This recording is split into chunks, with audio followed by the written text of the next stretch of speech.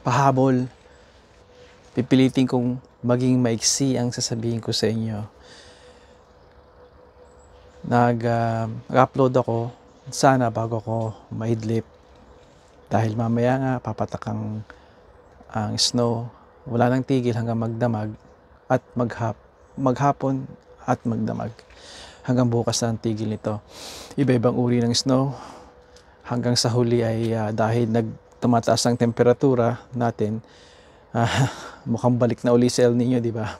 Galing Pacific ay magiging above seasonal ang ating temperatura halos sa kabuuang Canada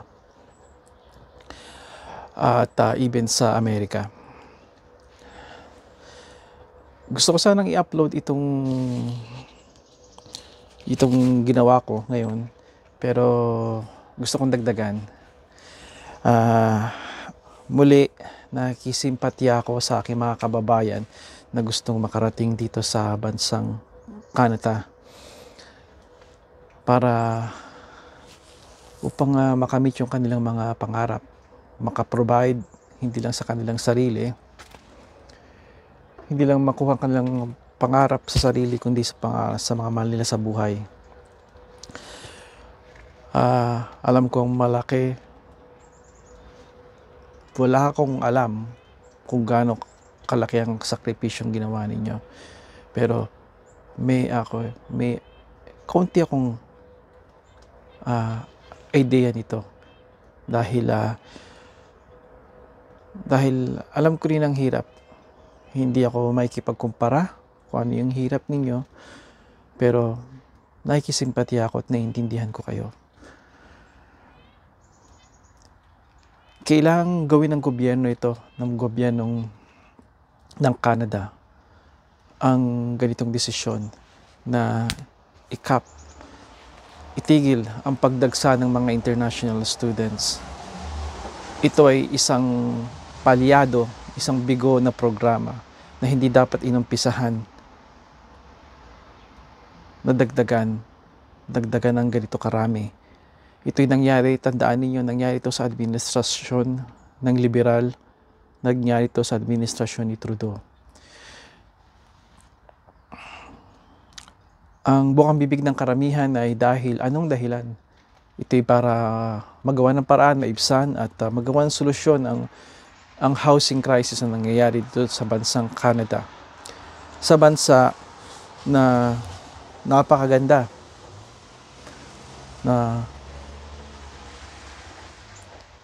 pero hindi lang ito ang dahilan.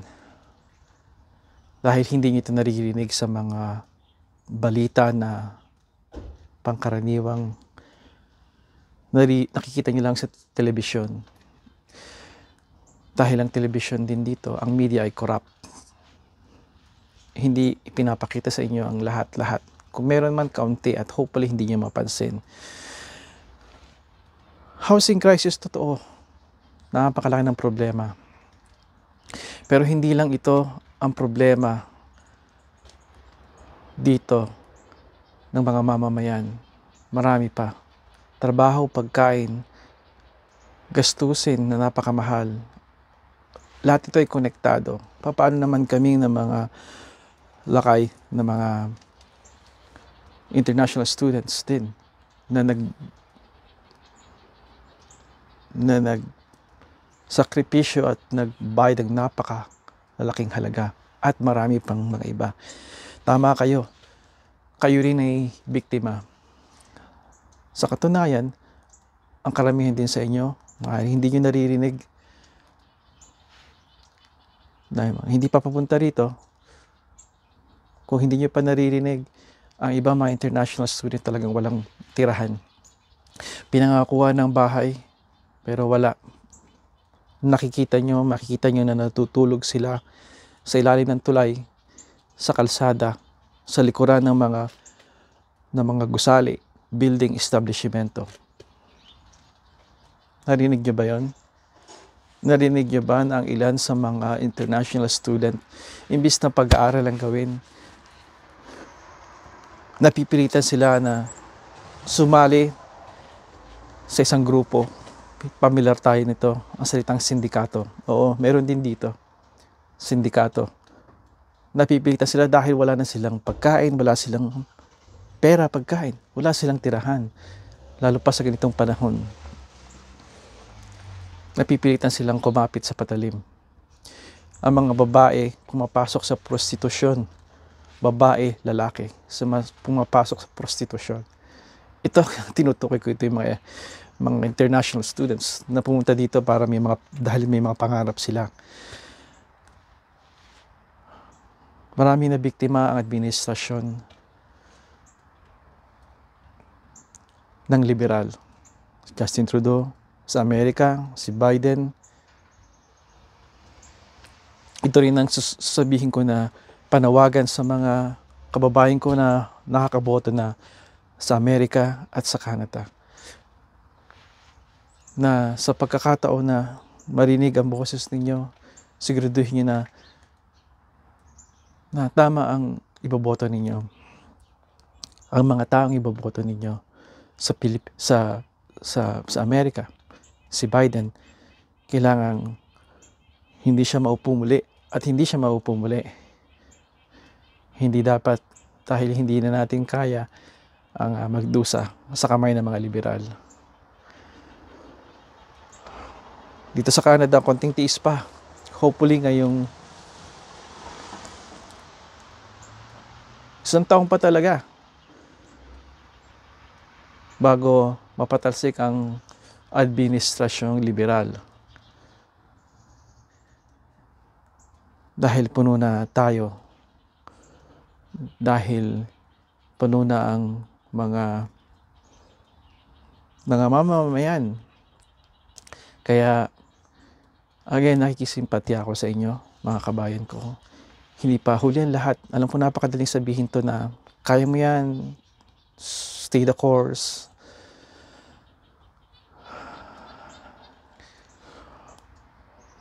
Pero hindi ito ang huli. At kailangan ito ng Canada. Hindi ito kalupitan. Hindi ito pagmamabilis na kailangan nating tanggalin ito kasi masyado na tayong nag-iinit sa mata ng mga tao. No? Napipilitan lang ang administrasyong Trudeau na gawin ito dahil patong-patong na ang problema nila. Ang kanilang mga kapalpakan. Ang aming sariling mga anak, mga estudyante, sa mga paaralan ay napapabayaan at nalalason ng isipan dahil imbis na pagyamanin ang kanilang isipan sa mga tamang aralin ay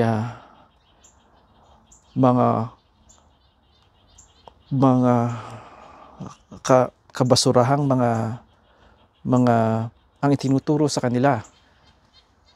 Bibigyan ko kayo ng ehemplo, social justice. Ang paglaso sa kanilang mga isipan. Alam niyo ba na even dito sa Canada, merong porn na libro na binabasa sa mga bata. Sa murang mga edad.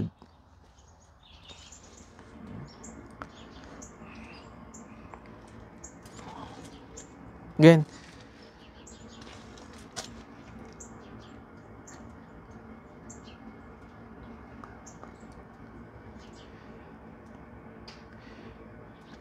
hindi ito ang Canada, hindi ito ang Amerika na nakagisnan ninyo. Hindi ito ang Canada at Amerika na ang mga magulang nyo ikinikwento sa inyo. Ang lolo at lola nyo, ang magulang ninyo na kinikwento ang Canada at Amerika kung gaano kaganda, hindi ito. Dahan-dahan na nagbabago sa hindi mabuting direksyon ang Canada at ang Amerika dahil sa maling pamumuno, sa mga radical na pamumuno ng liberal. Pero may pag-asa pa. May pag-asa pang maibalik ito. May pag-asa pa. Canadian Dream, American Dream. May pag-asa pa to. Ito ang sasabihin ko sa inyo. Magiging interesting ang 2024. Magiging napaka-interesado ng taong ito dahil ito ang isa sa mga malalaking balita na maririnig ninyo. Dahil ito ay panahon ng eleksyon. Ang taon na ito ay panahon ng eleksyon sa Amerika. Ito ay parang alon na hindi lang Amerika ang maapektuhan kundi buong mundo. Pati ang masasama, ang mga bullies ng mga bansa. Pero ang pagbabago na ito ay naniniwala ako na kailangan at kapag nagtagumpay ay babalik, hindi kagad-agad, pero babalik ang pananalig ninyo at ang tiwala ninyo at ang tunay na Amerika at Canada. Amerika muna, syempre, dahil later pa ang Canada. Dahil dito, sa nabanggit kong mga video sa inyo, ang partido ang kailangan manalo sa Canada. Sa gayon, ang kanilang leader, kung sino man yon sa inyo, kanilang partido ang maupo na bilang Prime Minister. Ikisimpatya ako sa inyo at ang kaya ko lang ipakita at kaya ko lang sabihin sa inyo ay aking pagdalangin sa inyo ng malampasan ninyo ito. Pumapatak ng niebe. Ang sabi nila ng mga iba, kasumulat ng Kalbaryo. Dahil pumapatak ang niebe, magpapala na daw sila. At alam niyo ba kung sino ang nakikinig ko noon? Karamihan, halos lahat, mga Pilipino ditong galing dito. Ang masasabi ko lang sa inyo, tama't malamig, tama't mabigat ang mga snow, tama't sumasakit ang likod ninyo, pero may mga paraan. At ang mga taong walang paraan, di nyo mapigilan ng pagpatak ng niebe. Ang aking payo sa inyo ay yakapin nyo. Yakapin nyo dahil kung yayakapin nyo ito, matututunan nyo itong magustuhan. Hindi man magustuhan, matututunan nyo yung masabing, ayos lang yan. Ang mentalidad ng mga Pilipino dito ay nakikita kong na-influensyahan kayo na masyadong napakarami mga vloggers. Dahil karamihan sa inyo mga vloggers, oo, kayo, nakakita kayo ng snow, ang sakit ng likod ko, magpapala na naman. Hay! Oh, tinatawag ang Diyos. You know, Diyos ko, oh my God, yung mga ganon. Isang content o kalahati ng content nila about yung struggle nila. Kalbaryo, ano yun? Pinagpala, pero kabaliktaran nun, naging joke. Yeah, I get that. Pero really. Naiintindihan ko kayo sa umpisa, pero kailangan nyo ito na alam nyo ito. Huwag nyo sabihin hindi nyo alam na walang snow. Dahil hindi nyo pa talaga tunay na naranasan. Well, eto na. Ito na. Kaya tanggapin nyo na. May kasabihan kami dito. Kung panereklamo mo, umuwi ka. Bumalik ka na. Huwag kang umiyak. Yung sabi ko sa kaibigan ko sa taga Montreal, taga Quebec. Joby, kamusta? Janice. Ang sabi ko sa mga kay Joby, ang tawag ko sa kanila Joby, winter whiner. They whine and whine and whine. Complain, complain, complain. Reklamo. Hindi makakatulong yun. Doon sa mga lagi nanonood ng mga vlogs, ng mga paborito ng mga vloggers, pansinin niyo yon. At ito ang aking munting request sa inyo.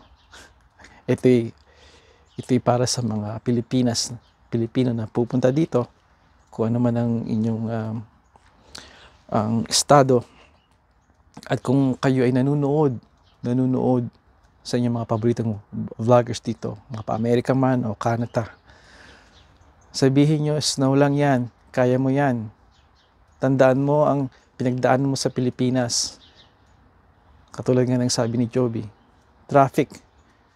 Pagpapalit mo ba yan, pagpapala sa 2 oras and even sa 5 oras na traffic, na occasionally na may nakikita kang holdapan or katawan nakabalandra dahil nasagi ng sasakyan. Isipin mo ang init sa atin. Isipin mo ang hirap ng buhay. Kahit middle class kayo doon. Isipin mo, slow lang yan. Pumapatak na siya. At ako'y iidlip na. 2 oras, siguro 3. Tapos, pupunta sa garahe at ire-ready ko na. Ready na sila pero do-double check ko yung aking mga gamit. At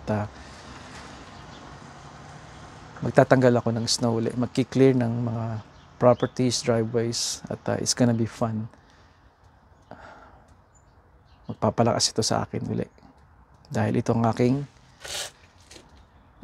gym. Free membership.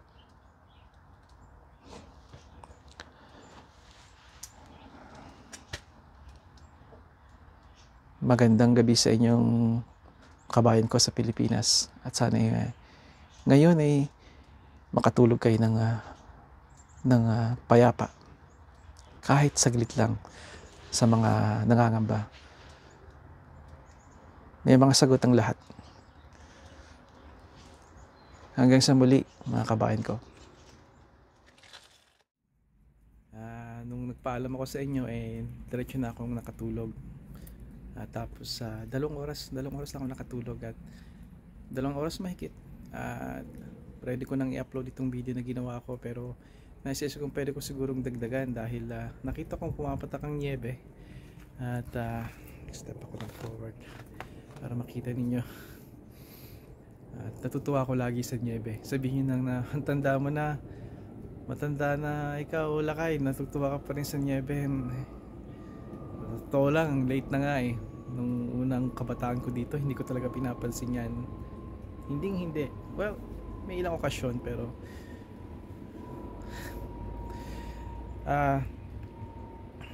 gusto ko lang idagdag na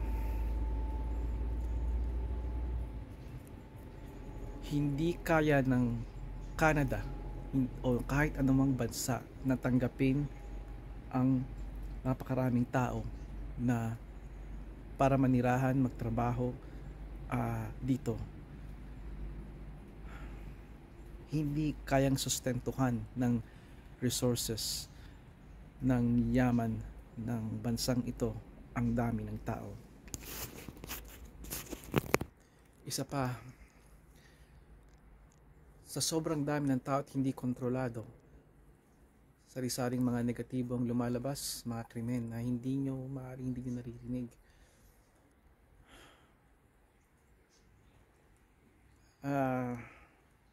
Isipin nyo tayo nasa isang bangka ang Canada na naglalayag sa gitnang karagatan. Mapayapa, maayos tayo sa kagustuhan natin na makatulong sa ngalan ng pagtulong sa kapwa, na maranasan nila kung ano yung nararanasan nating ginhawa at posibilidad sa mga pangarap na makamit. Hindi lang pangarap na makamit kundi kapayapaan, dahil alam ko sa ibang bansa napakahirap, walang kapayapaan. Ano man ang mga dahilan ng kabutihan na gusto natin dalhin sila, kung itong bangka na ito ipupunuin mo, alam natin na sabay-sabay tayong lulubog. At paano na? Ito nangyayari ngayon sa Canada. Pero may pag-asa pa. May pag-asa ito. Kaya ang mga mamamayan dito naghihirap. bukang bibig ng mga tao ay ang housing. Dahil ang napansin ko sa ating maliit na komunidad ng mga Pilipino vloggers dito sa internet ay inuulit ko ano yung narinig, at sa pamamagitan nun nangunguna mga vloggers, yun ang kanilang nasa isip. Bahay lang yan, or talagang bahay, pero papaan naman kami. Hindi nyo alam na hindi lang bahay to, naghihirap kami rito dahil sa taas ng mga bilihin. Konektado yun. Krimen, droga, moral dahil sa mga batang nilalaso ng isipan, even ang mga mamamayan dito.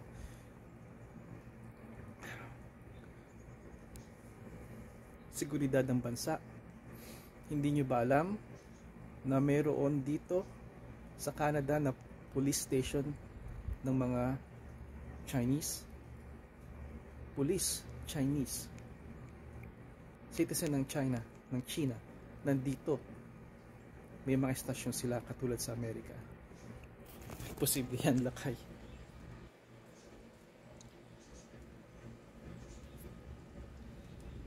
Ang mga international student na nagsisiksikan parang sardinas sa isang basement sa mga kalakhang Toronto, sa Mississauga, dito sa mismong malapit sa amin dito sa norte, sa Markham, sa Brampton, katulad ng sinabi ni Pierre Poilievre, 16 sa basement sa Brampton, at mga ilang ulit pa na naririnig ko at napapabalita.